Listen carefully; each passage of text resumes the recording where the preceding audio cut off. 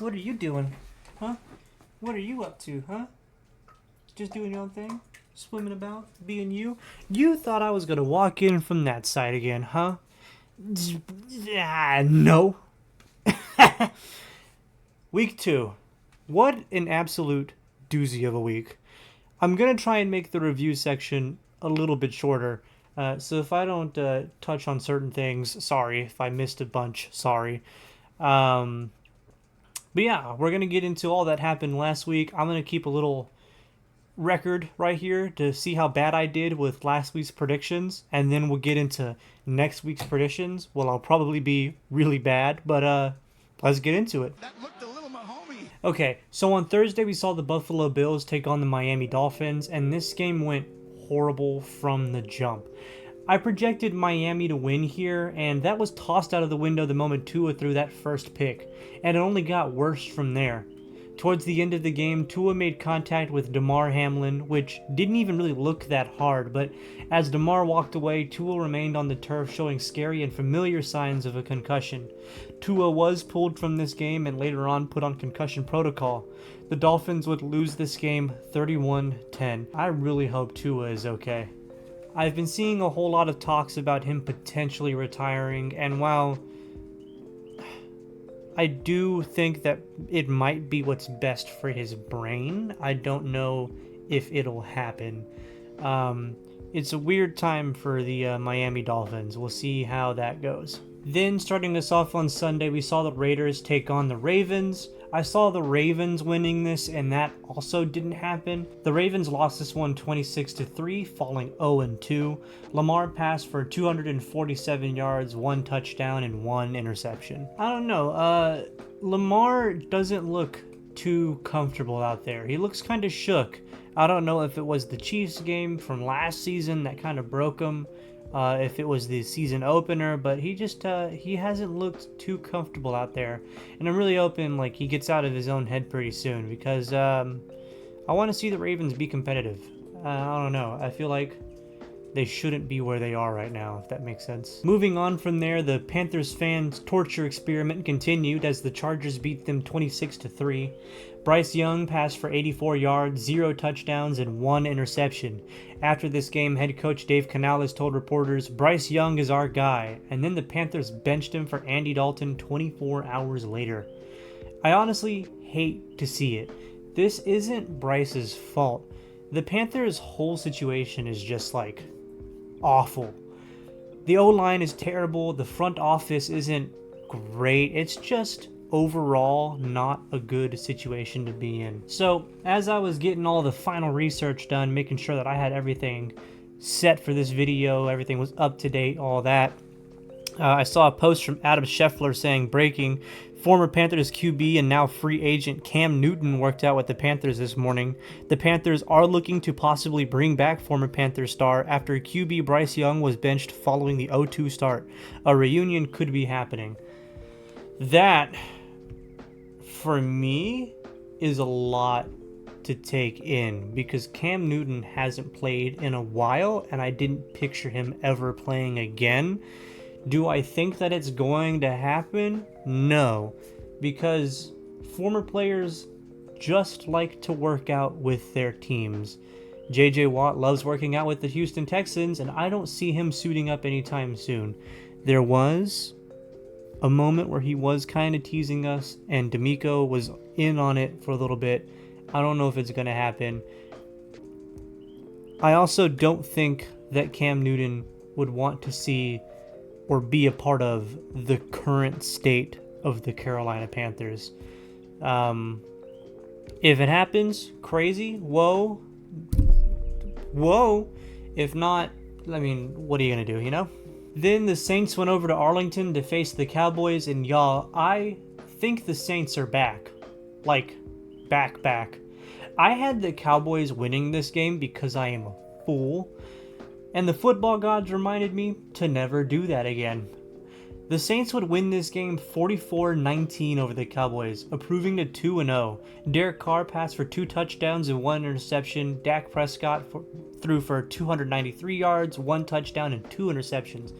Running back Alvin Kamara had a good game as well with 180 yards for 4 touchdowns. We also had the Buccaneers taking on the Lions, a game I predicted the Lions to win, but that didn't happen unfortunately. The game was a good little battle. We got to see the Lions do an awesome fake punt to get the first down and then fail to capitalize further. Aiden Hutchinson had an amazing game with 3 sacks in the first half. The Bucs took this game 20-16, the best summer ever. After that, we saw the Browns go against T-Law and the Jacksonville Jags, a game I said the Jags would take, and that also didn't happen. Man, my record is not looking good right now. It is not looking good for your boy.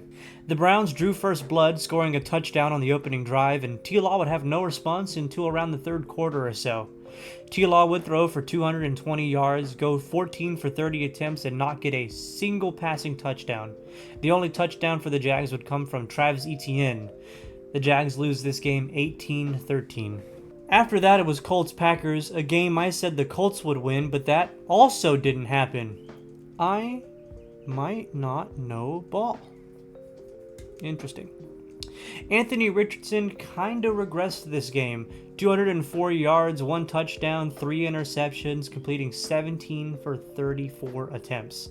While Malik Willis played a decent game with 122 yards, 1 touchdown, and no interceptions, completing 12 for 14 attempts.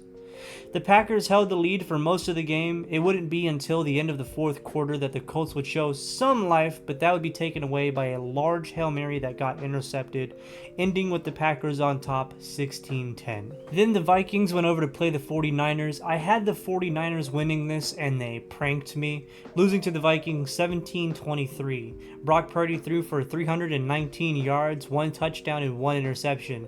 Sam Darnold threw for 268 yards, 2 touchdowns, and 1 interception. One of those touchdowns was a 97-yard bomb to Justin Jefferson.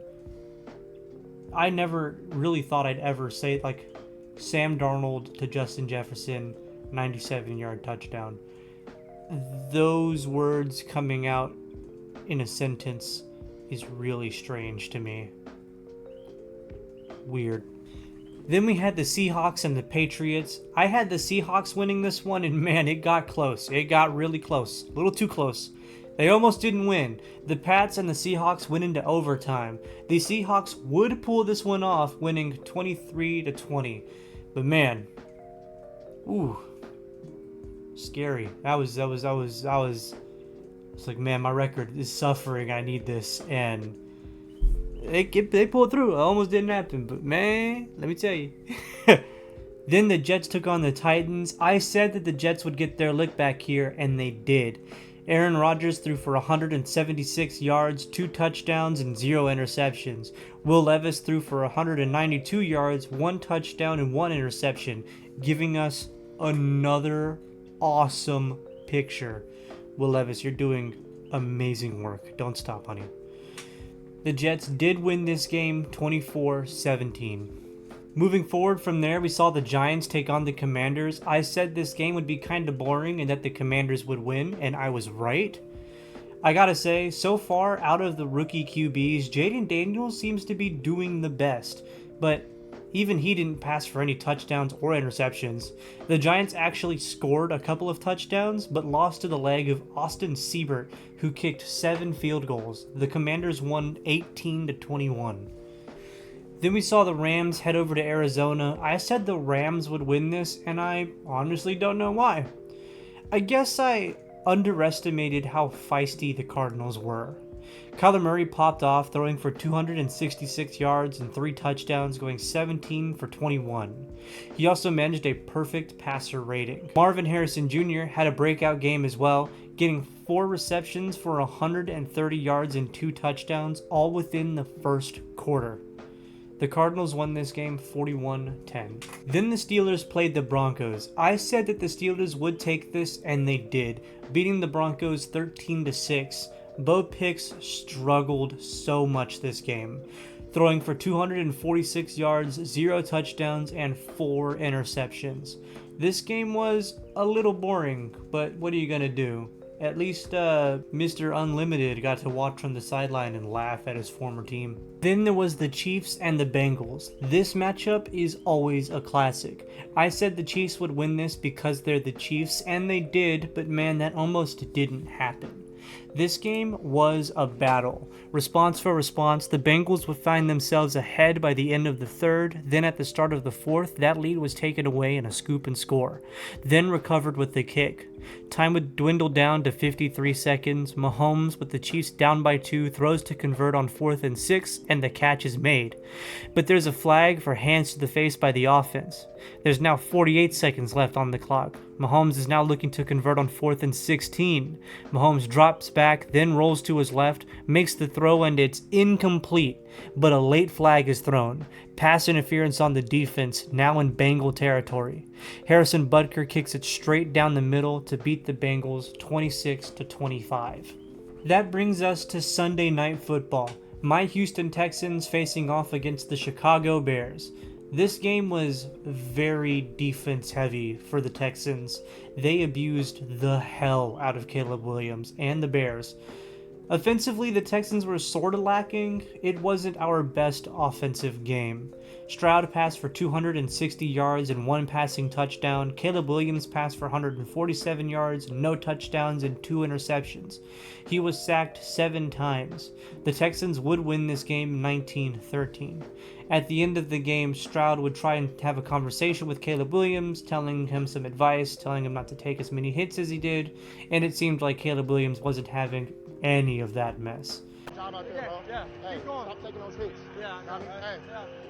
look, come here. Learn from those mistakes, and everything that you got, bro, is in you already, bro. You're gonna be a hell of a player in this league. Yeah. All right, boy. Appreciate it. For sure.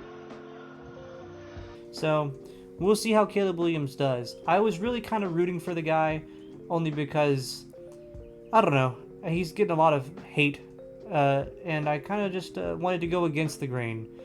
It's not working. We'll see how he does the rest of this season, but right now it's not looking great for him. That brings us to Monday night, a game I called lopsided, a game I said the Eagles would kill the Falcons. Boy, was I wrong. That almost wasn't the case. The Eagles held on to a very tight lead, usually just 1 point ahead. Kirk Cousins looked okay. 241 yards for 2 touchdowns, going 20 for 29, and Jalen looked a little less than okay, but still decent. 138 yards, 1 touchdown, and 1 interception. We got to see not 1, but 2 tush pushes with the Jolly Green Giant himself in the booth. With 140 remaining, I was getting ready to call this an Eagles dub, but then they fell apart, leaving too much time for Kirk O'Chains and his crew to march down the field and score the game-tying touchdown. Then, after a celebration penalty, the Falcons kicked the lead field goal. Hurts had 38 seconds to come up with the miraculous drive, and instead got intercepted on a Hail Mary. The Eagles falling to the Falcons 22-21. Alright, week 3 predictions. I'm going to list them off like I did last week. Tell you my thoughts, tell you who I think is going to win, and then we'll see how bad I did next week. That looked a little Mahomes. Starting us off Thursday, we have the Pats taking on the Jets. I do see the Jets taking this one for sure. Then we have the Browns going against the Giants. The Browns take this one. We have the Colts going against the Bears. This one is a little difficult. I do feel like the Colts win this because they look a little bit better than the Bears, but this one feels like a toss-up. I'll stick with the Colts here. Then we have my Texans playing the Vikings. Like I've said before, it's up to the football gods. After that, it's Eagles-Saints. This is a really good matchup. I do see the Saints going 3-0 here, but this feels like anyone's game. I'm sticking with the Saints. Then we have the Chargers playing the Steelers. I feel like this has the Chargers also going 3-0 on it. The Chargers have a pretty decent thing going on, and the Steelers feel a little too experimental at the moment. Then we have the Broncos playing the Buccaneers. I see the Buccaneers taking this, no question, just because Bo Nix doesn't look good at all, and I doubt it's going to take him... Like, he's not going to fix his problems overnight, you know? So, I feel like the Buccaneers take this. Then Green Bay goes to Tennessee to play the Titans. I see the Packers winning here. Then the Panthers go over to Vegas to get murdered by the Raiders. Then Miami heads over to Seattle. I really don't know how to feel about this one. I guess with Tua out, I see the Seahawks winning, but that doesn't really like sit right with me, you know? I don't know. I guess with Tua, this is Miami's game, but without him, this is Seattle's. Then the Lions go to Arizona. Again, another good game that feels like it's going to be a super close matchup. I'm still high on the Lions. The Lions are a team I'd like to see succeed, though I wouldn't be surprised if the Cardinals somehow took this. Then the Ravens go over to play the Cowboys. I really don't know here. They both lose? First ever 0-0 draw? No, I'm going to say that the Ravens win here, but I won't be surprised if they lose. Then the 49ers face off against the Rams. The Rams are struggling quite a bit. They don't have Puka Nacua. They don't have Cooper Kupp. It's just not looking good for them right now. So I'm going to take the 49ers here. Then for Sunday night, the Chiefs kill the Falcons. Then we have 2 Monday night games. The Jags playing the Bills. I see the Bills winning here. And then the Commanders playing the Bengals. I see the Bengals getting some frustrations out here. Thank you guys so much for watching this video. Be sure to subscribe here if you want to see more awful takes and just not good predictions at all.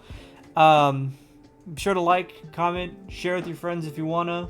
I'll see you guys next week. Thank you.